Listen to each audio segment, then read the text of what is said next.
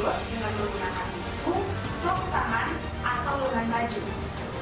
Hal ini bertujuan untuk mencegah penularan penyakit menular yang ditularkan melalui air liur yang disebabkan oleh mikroorganisme baik bakteri maupun virus. Ada 4 cara yang dapat Anda lakukan dalam etika batuk. Yang pertama, jika Anda ingin batuk atau bersin, maka tutuplah bagian hidung dan mulut dengan menggunakan tisu atau sapu tangan. Jika Anda tidak memilikinya, maka Anda dapat membuang kelembapan itu ke bagian hidung atau mulut. Jangan batuk atau bersin dengan menggunakan telapak tangan atau langsung ke udara.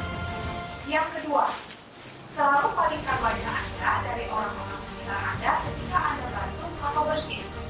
Yang ketiga, ketika Anda menggunakan siku untuk batuk atau bersin, maka pastikan Anda membuang tisu tersebut ke tempat sampah.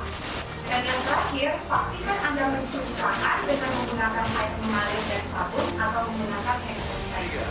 Dengan mengetahui etika batuk yang baik dan benar, maka Anda dapat melindungi orang-orang di sekitar Anda dan keluarga Anda dari penyakit menular seperti TB dan atau batuk yang lebih parah. Pastikan Anda menerapkan etika batuk yang baik dan benar di kehidupan Anda. Mari kita budayakan etika batuk yang baik dan benar. Mari budayakan etika batuk yang baik